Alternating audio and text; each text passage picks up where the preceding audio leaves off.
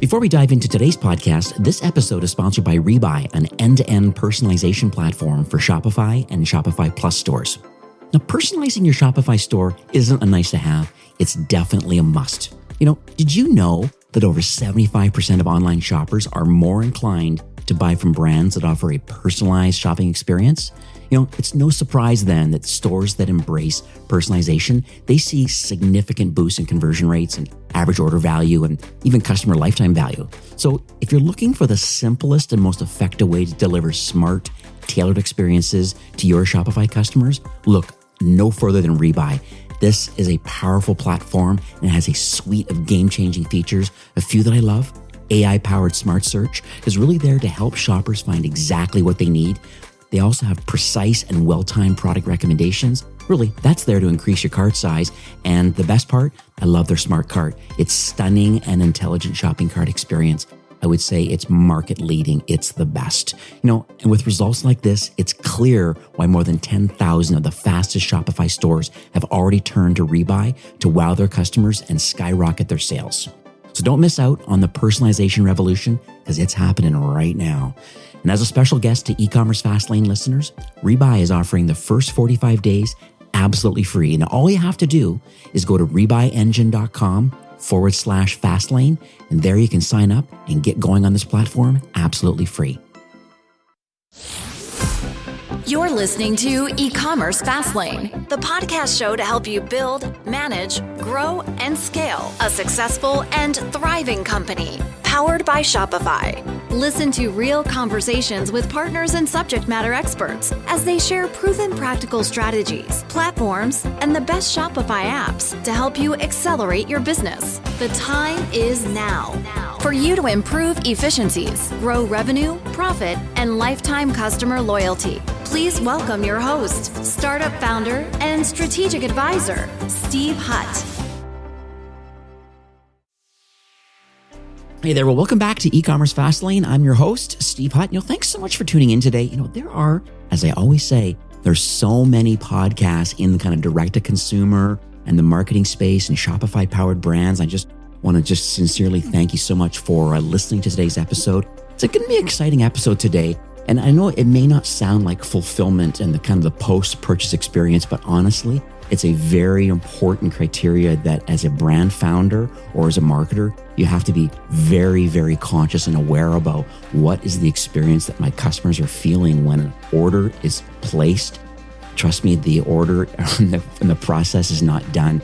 I'd argue that it's probably just started because they're now in anticipation of their product and then how it's packaged and bundled and the unboxing experience and the speed. And there's so many things to talk about.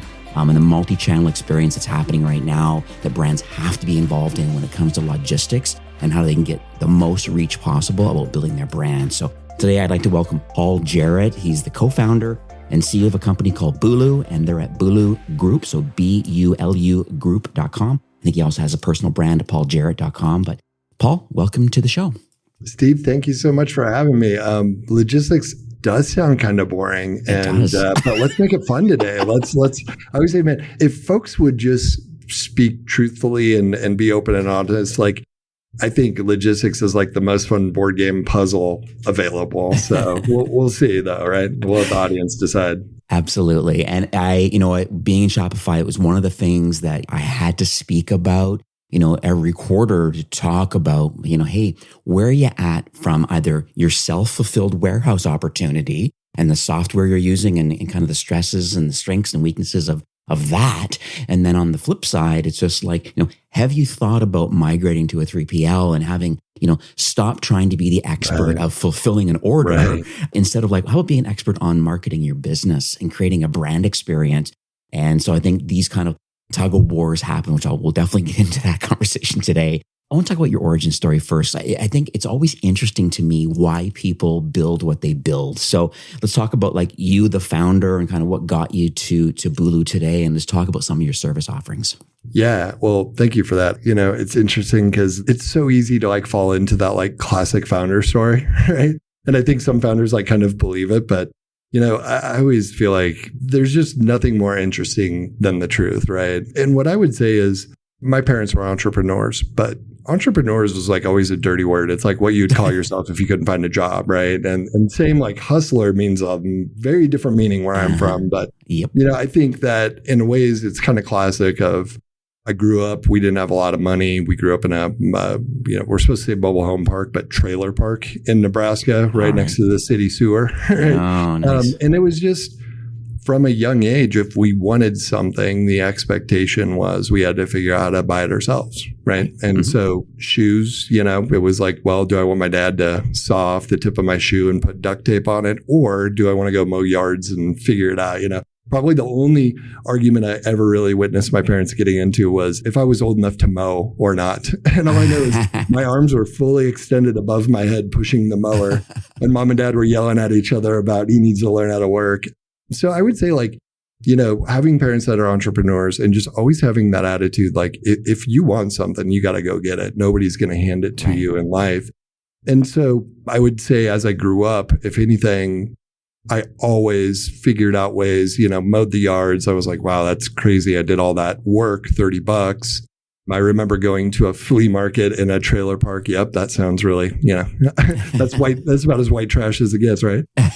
And so I went to this flea market, and of course, I'm a little kid. They have ninja stars and switchblades, and I'm like, blew all my money there, right? Yeah. And I went back to school, and these kids were like, whoa, how'd you get a ninja star? How'd you get whatever? And I just started selling everything for an absurd amount of money back, right? Right. And then, whether it was burning CDs. So there's just always my entire life been something where I thought, man, I can make a little money and get those shoes that I want, or I can make a little money and get that jacket, even all the way up through college, selling thousands of items on eBay. And so I think that I always knew, even though I had a professional career of advertising and worked in New York City and San Francisco, I always knew that it was wise to kind of like have a side hustle just in case, or so I could get that little bit of edge. And then I would say the turning point was working in New York City, working in advertising and witnessing half the agency getting laid off, right? And it was just common there. And I just had this thing click in my mind of like, well, at least if I ran my own business, I would know when I would have to let myself go, or I would know versus like, I really don't believe or trust anything in a corporate company because there's external forces, pandemic or whatever. And so as much as it felt safe in the corporate world, it actually was ominous and scary after going through those experiences. And so it really took a friend of mine who pushed me over the edge, and he was my first investor and all of that stuff. And it was, I think I think the thing that holds people back from starting is the fear of embarrassment. And I think if you can get over that and just know that it is not going to go how you expect, and that's not the point. The point is that you figure it out along the way, figure out what problem you're solving. Then things tend to work themselves out. But I would say that once we did understand kind of the venture capital game and all of that stuff, we came up with this idea, and it's pretty simple. It's called Bulu box. And we saw what Birchbox was doing. They were doing a sample box for makeup. And based on my experience and working around the country, I knew that vitamins and supplements are typically a fast follower to makeup. So if vitamin E is popular in the makeup industry, then typically vitamin E as a supplement is fast to follow. So I actually searched for the idea and it didn't exist. And I looked at my wife and I said, hey, that sample box thing for makeup that those couple of companies are doing, there's nothing for vitamins and supplements. And I remember I thought I misspelled supplements or something, right? Because when do you ever Google something and there's just, tumbleweed, nothing there? It never happens. Right. And so then kind of it set in of like, we better move fast. I'm sure somebody's going to do this. Yeah. And I used to be embarrassed to say this, but 12 years now, I'm okay with it. I think we're over it. But from concept to getting 1.5 million in capital, it was somewhere between 48 to 65 days. We're still kind of in an argument of when it was, but it was very, very, very fast that my co-founder / wife, Stephanie, and I raised capital.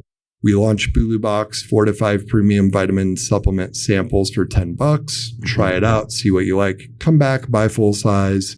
And then we started manufacturing and selling our own products based on the data.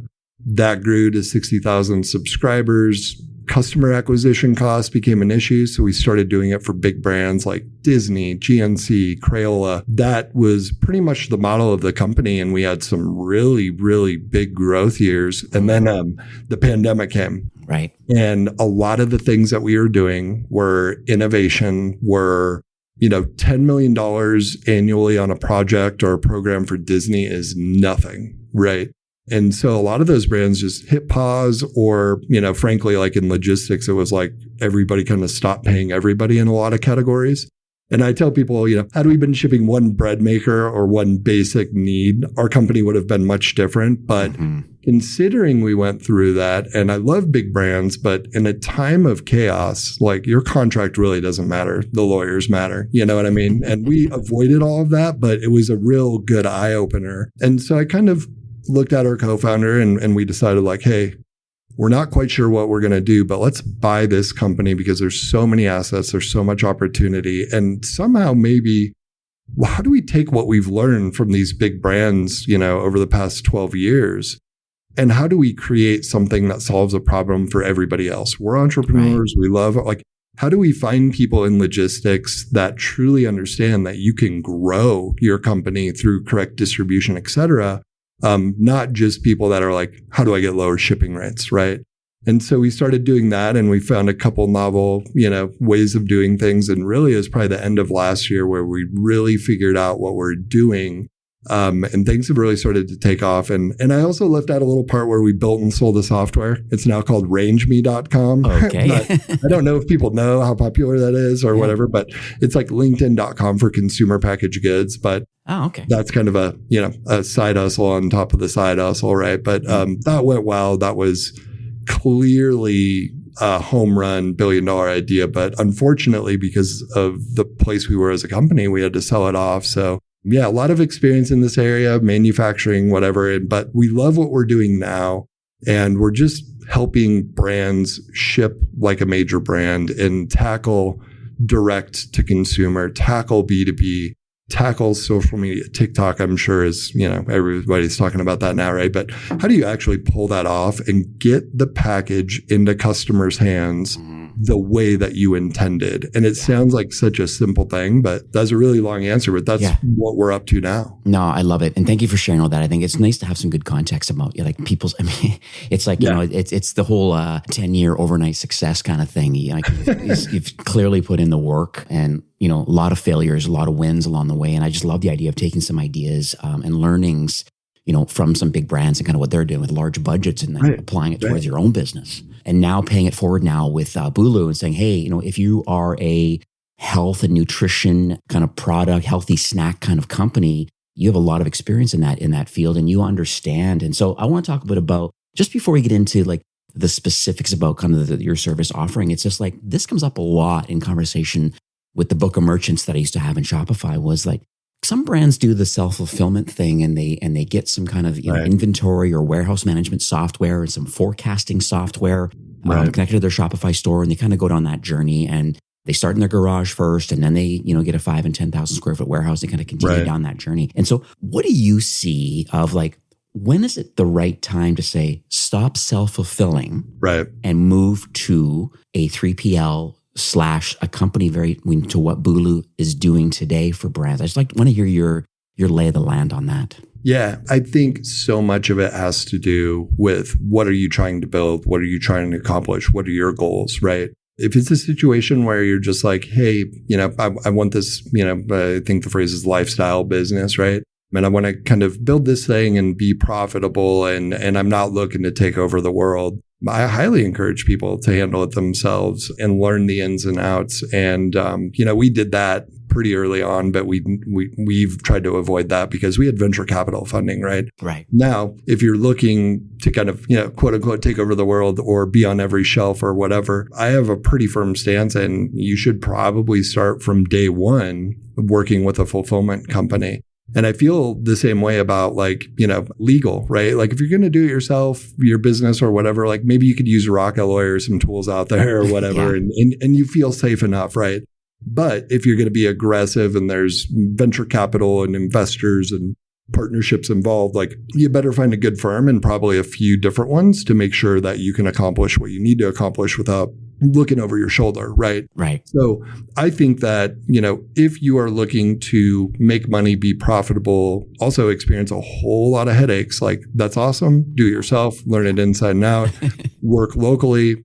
Know that there will probably be a point where we see a lot of times around that 10,000 a month mark, and like 5,000, 2 to 5,000, we see people start getting stressed if they're doing it themselves. 10,000, it's really, they're pulling their hair out, and then there's something about this 14,000 a month number where like just things start to break. And even a couple months ago, we had a brand come to us and I was kind of like, let me guess, where you shipping about 15,000 doing it yourself? And like, how did you know? And I'm like, 12 years, you hear it a lot. So, but I think that if you're looking to scale, you're looking to grow, you have to look at your product in, a really vague, broad, depends on product category. But, when it comes to storing, packing, shipping, you're probably looking at 10% to 20% of the retail going to that. Now, again, there's a lot of catches to that. But the point is like understanding your margins and what you need to scale. And when those price breaks come with volume and having the right partner, that's building a model to scale very large, very quickly, potentially globally. And then there's kind of the other version of, hey, I just want to sell this barbecue sauce that I made or whatever. And then there's everything in between. You got your ship bobs, your shipmates, and there's pros and cons to a lot of those. But I think ultimately it boils down to like, what are your goals? Like, what do you want this to look like in the end? And if it's set up to be acquired, like, yeah, I'd probably like use a third party, right? Yeah, if it's for sure. set up to pass it to your kid or pass it on to somebody, like, yeah, maybe like build those facilities yourself. Yeah, I'm totally with you on that. And I didn't know the numbers about, pulling your hair out at 14,000 plus, but it actually starts to make a lot of sense, because then all of a sudden you start needing like a warehouse manager, an HR person. It starts adding a lot of headcount and a lot of extra cost to have to run and manage all that.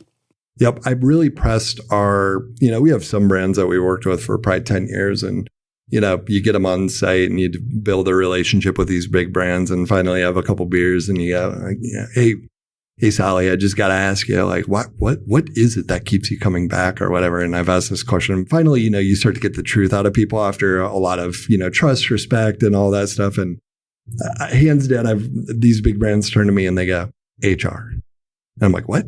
They're like, HR, the amount of people that you have to hire to like, do the 150,000 kits, literally it doesn't work within the business model. And so what we see is with scale, there is a lot of HR preparation challenges. I was inundated with, even though we have a team for everything, right around tax season, I just get lit up with text messages of how do I get my W-2? And I have no idea who the person is. And then the other thing I think that people underestimate is you could be the best brand in the world and the best customer experience, but there will always be a percentage of customers that email you with, where is my box at? I want to change size. So with that volume growth physically, there's also a real customer service and HR scale. And you can kind of learn the percentages and expect it, but those are a lot of sit down, work it out headache problems. So I always think, man, if something is a headache and it's preventing you from doing what you're best at, offload it. Like, would you be a lawyer? Would you be an accountant? Yeah. I'm treat totally, it the same way. Yeah, 100%. I want to talk a bit about the thought of why you have chosen is just it's just the fact, because you really are doubling down both in the health and nutrition and kind of the healthy snack kind of market and supplements. Is there a particular reason, like what's unique about fulfillment of CPG products? Because the reason I'm asking is because some brands, they have some requirements of maybe temperature control or lot numbers and things like that. And certain lots sometimes have to be pulled for whatever reason, some quality control issues and things like that. So like, what's your take on CPGs in general, just consumable products, and why are you finding it successful as being like your core business? There was a very much sit down, think through it, like really look at the industry, look at the market. And, we did the consumer packaged goods thing. We did the software thing, right? We raised capital on both of those things. And when I personally kind of look ahead to the future and, where is the opportunity? Where are the most problems? I'm sitting right now in a 120,000 square foot warehouse with a whole bunch of people and things behind me, right? Mm-hmm. And what I see is a gold mine of problems to solve. Everything from time clock issues to, how do you get a barcode off the top of the rack without spending 5 minutes doing it, right? And I think that as much as we all want to believe like robots, AI or whatever, I think we got a good 5 to 7 years, right? And with AI and with code and software, I saw that as like, oh, that's Adobe graphic designers part 2 in the software industry, right? Yeah. And so like, it was a very much like, we get the question all the time, like, why is a team like ours in logistics? Because, I think the thought is you should raise capital and build software and whatever. And I kind of look at them and I chuckle to myself because I see nothing but opportunity. And I think that's starting to happen, and the pandemic kind of fast forwarded that. And so I think that right now in the industry and what we see with CPG brands is that, let's just say supply chain is 8 steps, right? And I know a lot of people could argue, 5 or 12 or whatever, and let's say 3PL is store, pack, ship. It's like 3 out of those 8 steps for supply chain, logistics, et cetera. It's always interesting to kind of like have a conversation about logistics and make it so everybody can participate, right? So for the hardcore operations people, I know I'm bastardizing it a little bit. And for the newbies to it, it might sound more complicated than it is, but it's all about getting something from point A to point B. And what we see is those steps in the supply chain where a lot of people would classify us as a 3PL. Well, we've dipped into manufacturing and sales distribution, and technology is allowing that nowadays. And I've even heard on some of your podcasts, some amazing software and technologies, right? Uh-huh. And that is one thing, but to have that and to also follow through like we do on the physical part, where we see brands doing well and we see the opportunity is, how do you find partners that aren't a 3PL, but they're a 5PL, right? How are you shortening those steps? We're in Nebraska. There's actually a co-packer for coffee and a co-packer for all sorts of food around us. And so I feel like that has a lot to do with like why we're doing what we're doing, why we're temperature, humidity controlled, all of that stuff. But anytime you can shorten those, I feel like if I was to build a software, I'm really spending a ton of time talking to people, trying to figure out a very specific problem that I can solve with software. Mm-hmm. And probably know that Google or Apple isn't too far behind me with some sort of AI that'll do it, 2 years after me, right?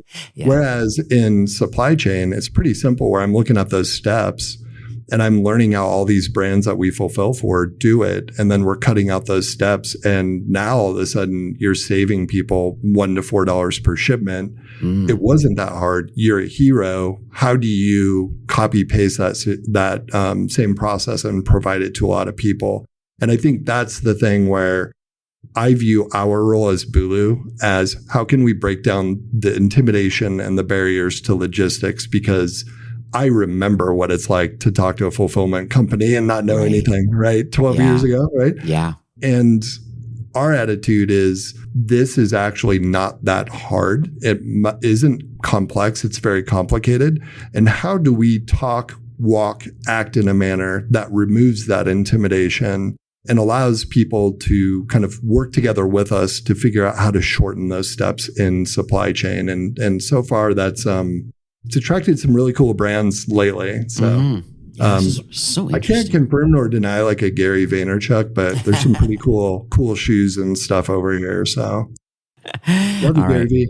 We'll keep that on the DL for now, but yeah, it's not like anybody's listening. We'll see about that. Yeah. So I want to talk about like what I find also unique. I did a little research about Bulu is the fact that you do some like you're really all in on subscription box companies. That there's that recurring kind of revenue that comes in of always being there, the monthly and the quarterly kind of boxes that are available in your space. But I also find it interesting about the kitting. It's so interesting where it sounds like you're almost like a business partner with a lot of these brands saying, hey, what do you want to have specifically in this box? Is there a certain kind of POP that needs to go in? Right. Do you want certain tissue paper? Oh, you want to have a branded box that's kind of environmentally conscious and kind of friendly and all that. And it sounds like you have a lot of relationships saying, hey, let's sit down and talk about the A to Z of kind of where we're at. And for this quarter, like I always think of like, for example, like Jillian Harris She has a former bachelorette or bachelor, in this bachelor world.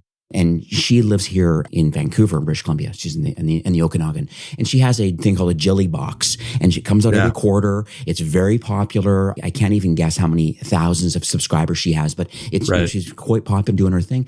And it's so interesting because my wife subscribes to it. And it's so well packaged and put together. And there's a lot of care and thought in her quarterly box. And so I'll throw that back to you. It's like, why do you see value in that? And then is there service from your organization to say, yeah, we're going to help you get all the right pieces together to create the best kind of unboxing experience that you want for your business, right?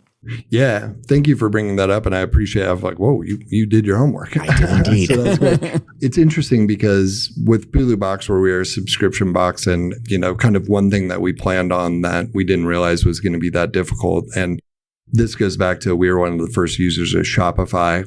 I was such a pain to Shopify that Toby, their CEO, would handle me in customer service. Oh, wow. That's the early days. Yeah. Which I should have listened to him when he said build a subscription payment app, but I was like, who is this guy? Yeah.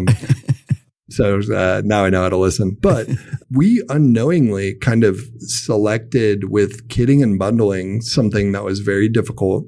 Also, our plan was to integrate and to sell this sample box, subscription box of vitamins and supplements in different locations.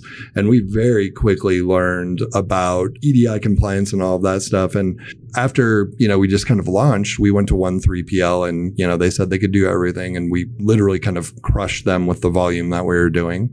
So we scrambled and got another one, same exact story, kind of begrudgingly took it over, like literally bought the place for $1, physically moved some of our people in. And our plan was to actually find what we're doing now. And that day never came. So what's interesting is really within the last year, we're solving the problem that we saw 12 years ago. And it's just mind blowing to me that nothing has kind of came along. And when you start out doing the most complicated kits and you grow to 60,000 in a very quick time, that's why a lot of those big brands would start to call us and go like, how are you pulling this off? And, if it was manual, we would just tell them like, we're just manually doing this thing. And they're like, that's crazy. And we're like, well, we're in Nebraska. We don't know any better. We know how to work, right?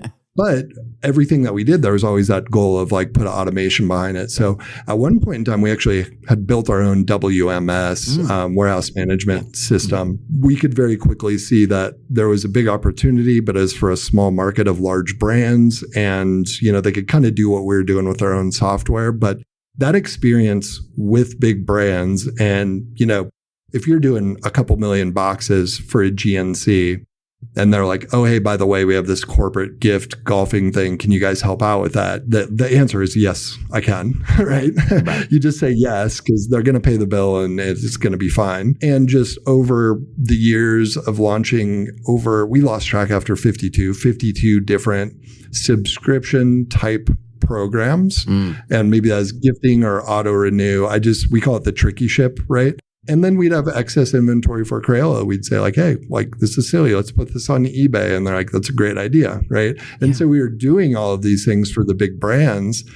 And then you just look over and, there's poor people, just getting beat up with a retail buyer meeting about EDI compliance. And you're kind of going, man, I would love to knowledge drop and help those folks out. And so the pandemic allowed us to make that shift. And now it's really cool because what I would say is nothing we are doing is impossible for anybody else to do. But is it something that you really want to deal with and go through the pain? And I would say all of the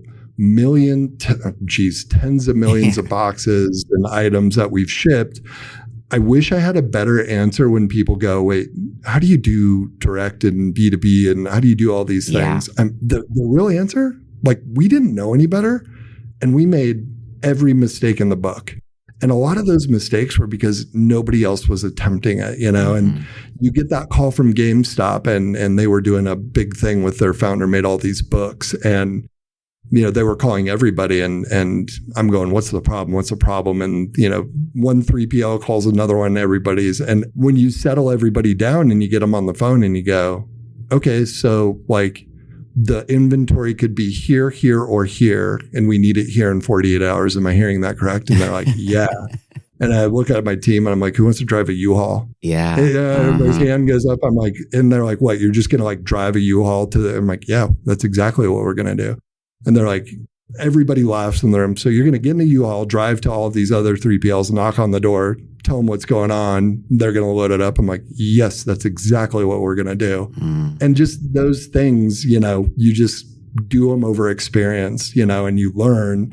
And then when you can take all of those and you can tell people like, hey, you know, the lady that was doing the subscription box, the Jilly box, right? Jilly box, yeah. Just little things like you go, hey, you know, why don't we pre-kit 3 of the items that we know are going to be there? Let's store them. Actually, we can put those pallets on top of each other if it's okay. That'll save you money. So it's all those like little like tricks that you learn over time working with these big brands.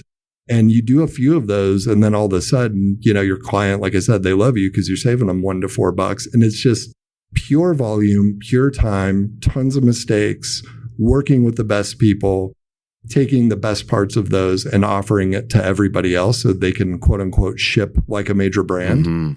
That's really the thing that I wish there was a better aha moment, or, you know, we're so smart, but I'm like, nah, we've literally blood, sweat, and tears. We've earned the knowledge that we have in the industry. And the Rolodex goes a long way in our industry. Like, do you know somebody is a big deal?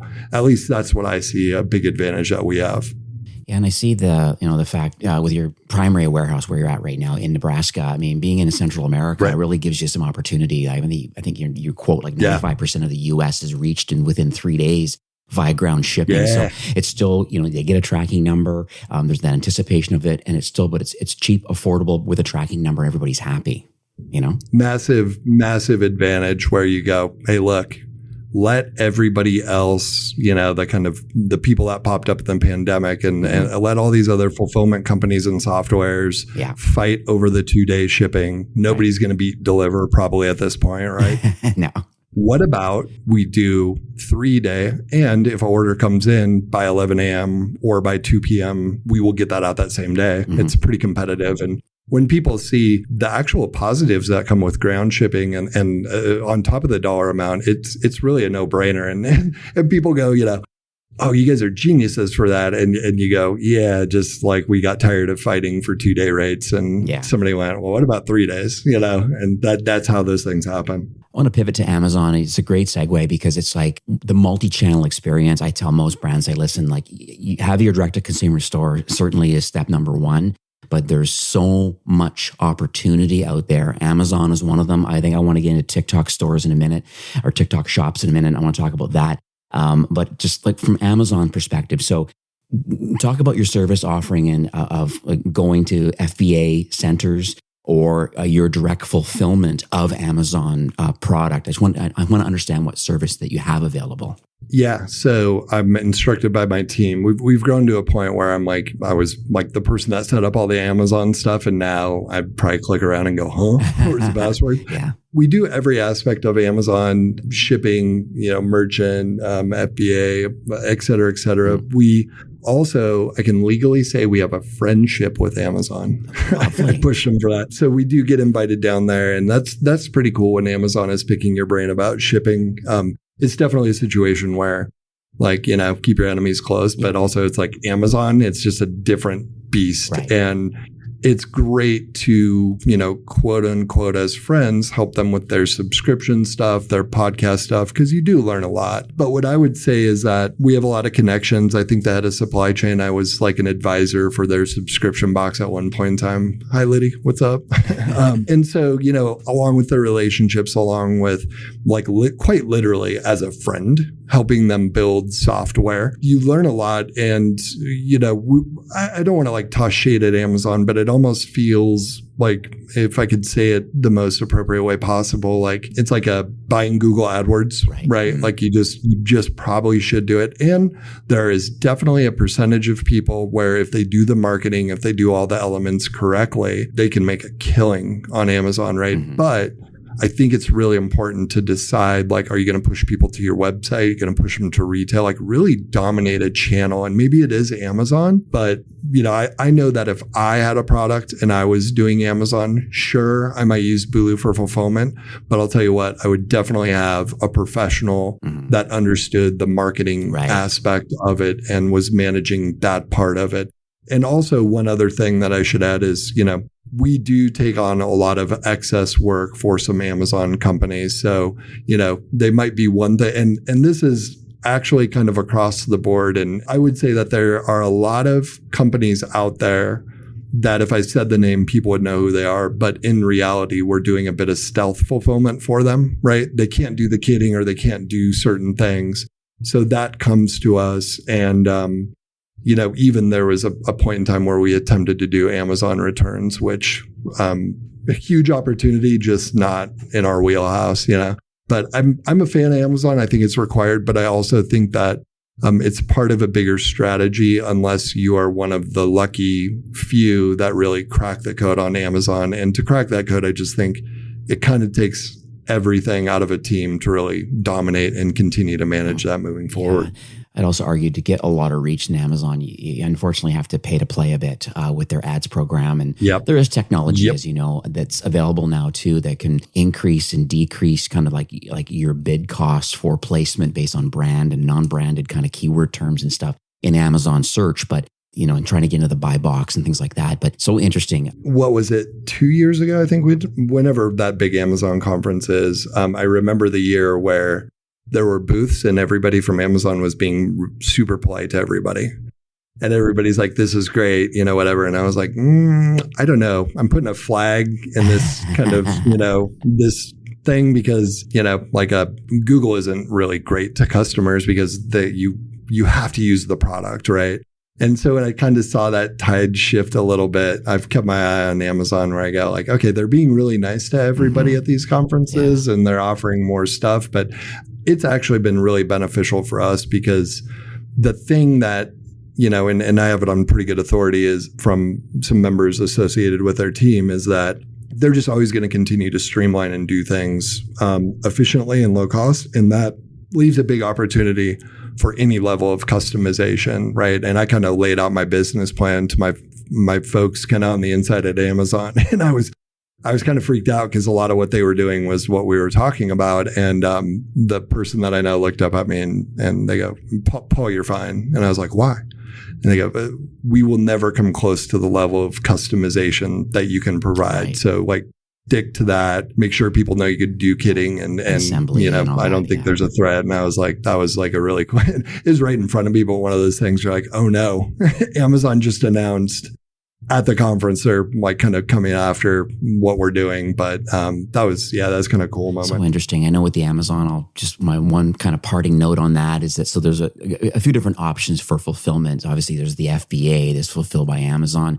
But there's also fulfilled by merchant. So sell on Amazon, merchant fulfills it. That could still be through Bulu. They also have the seller fulfilled Prime. So you have some kind of a really tight relationship with Amazon, listed as a Prime member because you're shipping quickly or faster than the normal shipping option, and then getting a Prime label on your product is very interesting. So are you aligned with Amazon in that regard? If someone was seller fulfilled Prime, even though you have a 3-day ground shipping option, can people still have that label and you still on their Amazon listing? Can you fulfill that? Or are you strictly more about the fulfilled by merchant through Amazon? Yeah. The answer is yes. If you're going to ask me how, I would have to pull in like 3 people from our team. But also I do know that there always seems to be like kind of a inflection point where we will look at a client. Clients are always just like dumbstruck when we do this.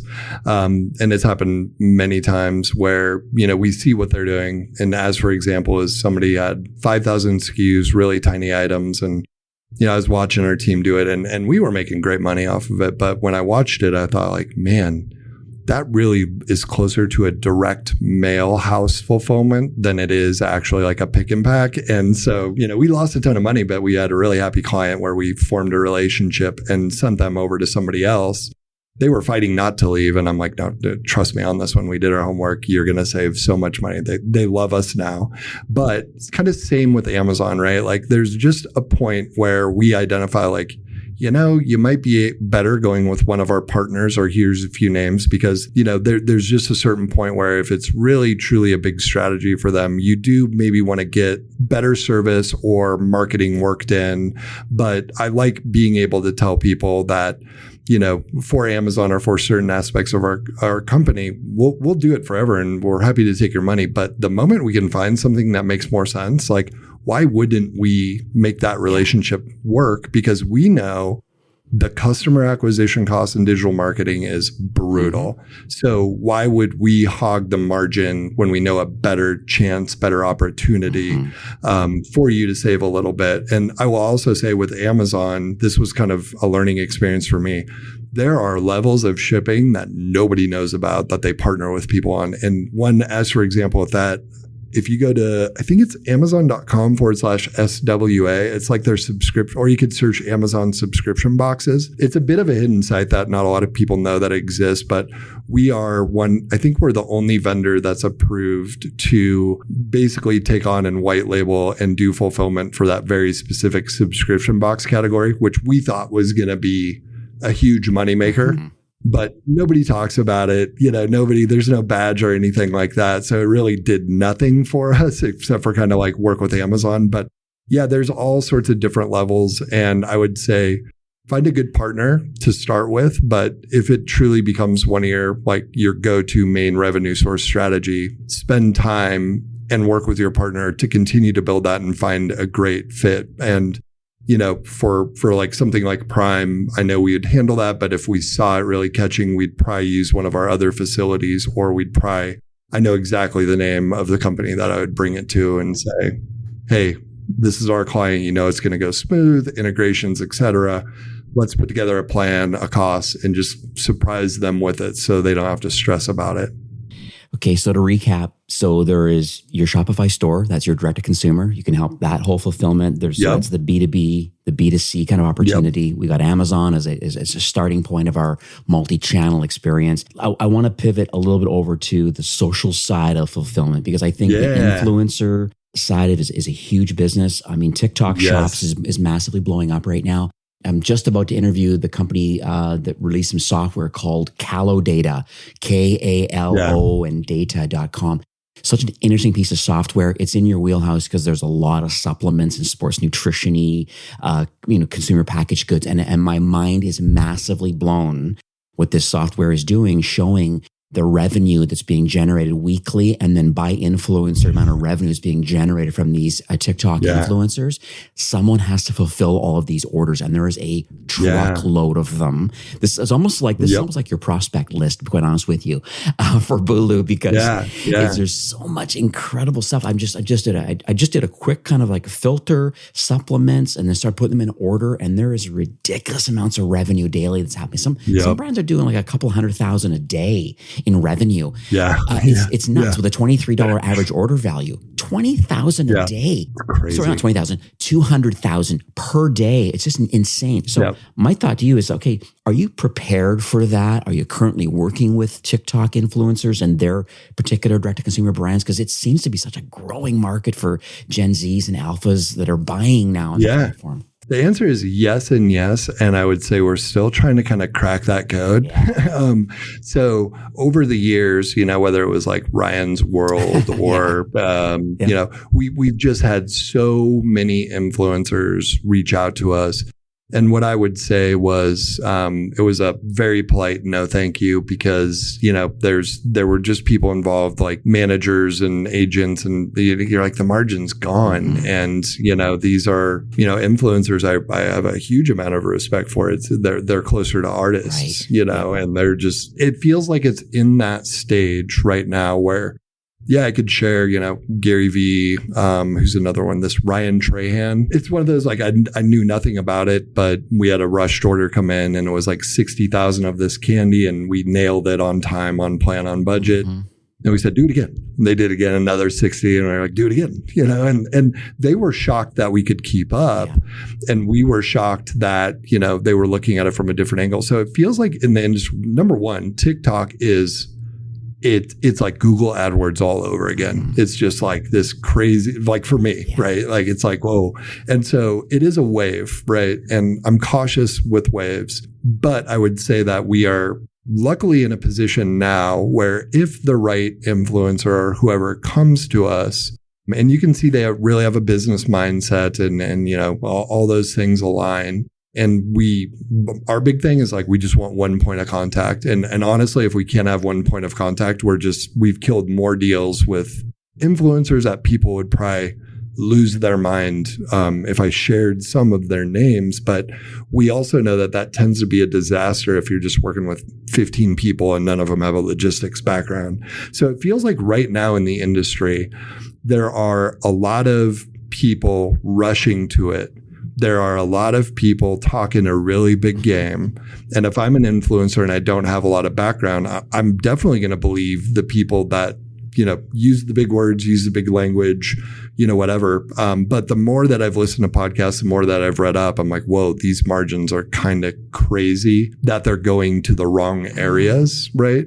And so I think that probably there's going to be a bit of an awakening of a lot of sales, but a lot of that margin went to people that aren't typically involved in the industry. So I would say my attitude is, yes, we'll take the call. Yes, we would love to crack the code. But if there isn't somebody that's truly building a brand, if they're just kind of hawking a product, I would much, much, much rather take a small, boring catalog supplement, that has, and part of our requirement is like, we do want to see order history. We don't want any sensitive data, but we do have our own kind of model that we run things through. And if it is I got a buddy that just dropped like 4 million in t-shirts on TikTok. And I really pushed him to do his own facility. He was upset we wouldn't do it, but I was like, there's no real brand behind this. It's just like t-shirts and there's no kind of quote unquote moat around it. Now, if the brand was not just about the t-shirts and the brand was about something deeper, like, I don't know, this is for single mothers, yada, yada, yada, like it had a specific audience and the brand stood for something. And let's even say they sell a fraction of what the other company just selling a product sells. I'm very much more interested in that brand. Because I think in 5 to 7 years for consumer packaged goods, with the technology and manufacturing, with the speed and rate at which the supply chain is getting, like it's evolving, I think if you don't have something that your brand stands for and something that, your customer can hold the product and people know, whoa, they care about the environment. Whoa, they care about, whatever it is. I think that a lot of those things are just going to evaporate, right? And I think if you're not building around a brand, it's very dangerous. So we are in a luxury position where we can be picky. And if you're not building a brand, but you're shipping tens of millions, and then you are building a brand, but you're only shipping 1,000 a month, we're much more interested in the latter. It's interesting when you talk about Ryan Trahan. So my kids follow him on YouTube. I just checked 15 million subscribers, a couple 2 or 3 million on TikTok. So I went to Joyride, which is his my kids are dying for it. They want, hey, I'll get you back, man. It's right impossible to get. And that's funny. You go to the website right now, it says sold out. That's wild, man. Well, we're ready. I'm glad you let me know that. I'm going to probably figure out their manufacturing challenge. So whatever it is, it's so interesting. And then I also think about like Paul Logan, another big influencer with Prime Energy drink. Yeah. And Paul Logan blew up and did his thing. And I think another brand that's on a lot of people's radar, I used to manage it, Ghost Lifestyle. So they're a supplement company, but they've also branched out now. Ghost is the main primary brand. It's branched out now. It's even in Canada available now, I see. But now they're in the energy drink market too, fighting Monster and a few other biggies out there. Yeah. It's so interesting, like just the reach that a lot of these influencers have. But I also believe that you're right. There needs to be some business acumen behind the brand. Yeah. What's the longevity? And I see some of the benefits of what Trahan is doing. Like he's not just literally flogging candy. He's very clear about the fact that it's vegan and low sugar and low carb and non-GMO. And he's very specific, saying solve a problem. That's my value prop. That's my unique value, what I offer. And it's so interesting that you're the fulfillment company for them. So that's well, one of the cool things, and thank you for sharing that information. We're trying to keep up, but it's definitely one of those things where it's like, why is a fulfillment company, like who's this guy in Nebraska, But luckily for them specifically, there was a client that sampled through Bulu Box 10 years ago, and they had a real issue with their formula and getting it in a packet, and they just happened to be associated with this team, Ryan Trahan's team. And it was one of those like, I know this guy, and we got connected with him, and it was cool because they were very close to quote unquote there. And I'd say they're still kind of like getting there, but the right people with experience, like their team is not talkers. Their team is experience and doers. And like that's the evolution that I see needs to happen. And it is cool. I got a 5 and a 7-year-old boy, and they're running around going like, whoa, this is here. Like, this is here. And I'm like, oh, is this what is this we're important? Watching? But yeah, exactly. But I would say, I just listened to a podcast with Ben Acott. Is it Acott or Acott from ACOTT? I think he's on the Mr. Beast team, the Feastables.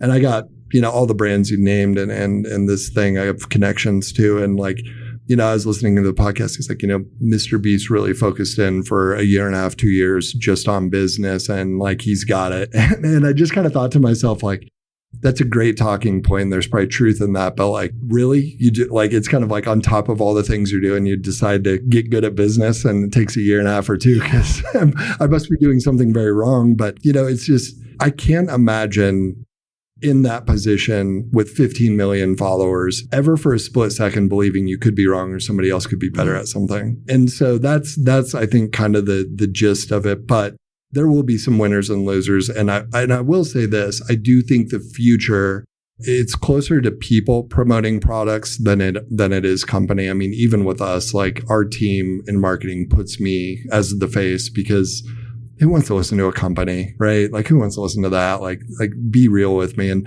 I think that's very closely related to like what the brand stands for, right? And I think Trahan and Joyride are doing it absolutely correctly. And I don't know, maybe we'll next time you talk to me, we'll have some candy manufacturing equipment in our warehouse. And make sure I give you my address too. My kids will be like blown away. They're like, whatever. I'll give you my credit card. Dude, I got, like, for real, I got you, man. Like there's if there's a scratch on a bag or whatever, I gotta whatever. And I'll get it approved. Right. I swear. Good job. But yeah, I think that it's just such a cool space to watch. But I definitely would be cautious to build a business around servicing something like that. But like I said, boring supplements or boring anything that's been around for a long time, those are much more interesting to me. I like boring, right? This is lovely. I've learned a ton. I always joke on the show that the number of pages that I've written is kind of the justification of how engaging and learn. I just have this life of learning kind of mantra. I just love it. I think that I feel I'm in such a great position in the world that I get to interview people in their wheelhouse of kind of what they do so well. Yeah. And I learn a lot. And just, you're someone new that I've met now. And it's just like, hey, whenever there's like a logistical challenge on something, especially in supplements and CPG and kind of, it's just like, hey, I know someone that you can talk to now. So Paul, I just want to thank you so much for coming on the show. I know we're nearing the hour here, but I guess my thought is that, like, what do you believe are some of the next steps? Because I think there's thousands listening to this episode right now. And I think what I want to do is I want to figure out, everybody's on a different kind of entrepreneurial path right now, like where they are in their journey. And so what do you think the next steps are for people listening, saying, hey, I'm self-fulfilling and I'm at a level where I think maybe it's time to consider moving to Bulu, or they just need some kind of like next steps in kind of like in their fulfillment journey. Like I want to throw it back to you and saying, hey, like, what do you offer as a service, or what do you want people to do that are listening today as kind of the next steps? Yeah. Well, first of all, thank you for your time. I appreciate being on your show, and thank you for anybody still listening out there. And as crazy as it sounds, I've just kind of always done this, where if you've made it this far, just drop me an email, maybe toss an emoji in the subject line so I kind of know. But it's just Paul at Bulu Group. That's my email, paul@bulugroup.com. Drop me an email. And we really have found our place after 12 years and helping create some brands like Liquid IV and Squatty Potty and brands that nobody's ever wanted to talk to. And, we have a lot of big W's, not with just big brands, but brands that people really kind of didn't give any time to. And I think the way that we always have done that is we love to talk shop. We love people calling us. We never tried to sell people logistics, fulfillment, et cetera. Actually, just this morning, our team turned away a big clothing brand because we said, the return logistics on this is going to be difficult. Here's 3 people we would talk to. Let me make an intro. They were shocked because we were like the 7th company we talked to. And they said, nobody did that, right? But the reality is that if people contact us, it might take me a while or I might pass it on to a member of my team. But we know that if we can help answer logistics questions, remove that intimidation, we give tours here all of the time. We literally give tours to our competitors, to our software companies that we buy from, because our attitude is a rising tide raises all ships. And if we can answer the question, get you unstuck, maybe it is with us, but 9 out of 10 times it's not. But if that one little person, and I've been that person, right, that you find out that information from, it can really change the game for you, right? We have a coffee packer next door. On the other side, we have a flour packaged good manufacturer. You got cake mixes, you got whatever. I know the power of, if we can work with those companies locally, et cetera, do whatever product it is, that saving $1 to $4 is an absolute game changer for people. And if we do that ourselves or we pass them on to a partner that's a good fit, the only thing we do is say, hey, don't forget about us. If you know somebody shipping, send them to Bulu. Just have them email Paul and we'll figure out from there. And being that force, that kind of entity that truly is making the right connections and giving a few tips, that has been the thing that we have more inbounds than we can manage. And it's a lot of stuff in the wrong kind of category, but it is something that we really love to do. And frankly, I would much rather help people with a growth mindset than, go sit at my desk and ink around in Excel, right? I enjoy doing this. I enjoy doing podcasts because only a couple of people did it for me, and I know what a game changer it can be. Yeah. I'm glad you're coming on the show today. I really do appreciate it. Paul at bulugroup.com. You can go to bulugroup.com is the kind of primary domain. There's lots of good resources and some really great stuff. The blog and everything is there. pauljarrett.com is your kind of primary, I guess your kind of personal brand. I love the picture on your main cover of pauljarrett.com. Yeah. Clearly your team members chuck those after the picture up into the air. It's either superimposed after the fact or someone just chucked a bunch of boxes up that you had from your warehouse. Somebody handed them to me. And I said, this is a lame picture where I'm holding boxes. I said, get the camera ready. I threw them up super high in the air and I stood there and I got pelted. Yeah, there was stuff in some of them. So yeah, but we're used to the bumps and bruises. Yeah. This is lovely. All right. Well, thank you so much for recording today. Have yourself a great afternoon. Thank you, Steve. Appreciate it. You too. Well, that's it for today's episode. I'd like to thank you personally for being a loyal listener of E-commerce Fastlane. It's my hope that this podcast is offering you a ton of value through growth strategies, tactics, and exclusive insider tips on the best Shopify apps and marketing platforms, all with my personal goal to help you build, manage, grow, and scale a successful and thriving company powered by Shopify. Thanks for investing some time today and listening to the show. I'm so proud and excited that you have a growth mindset and are a constant learner. I truly appreciate you and your entrepreneurial journey. Enjoy the rest of the week and keep thriving with Shopify.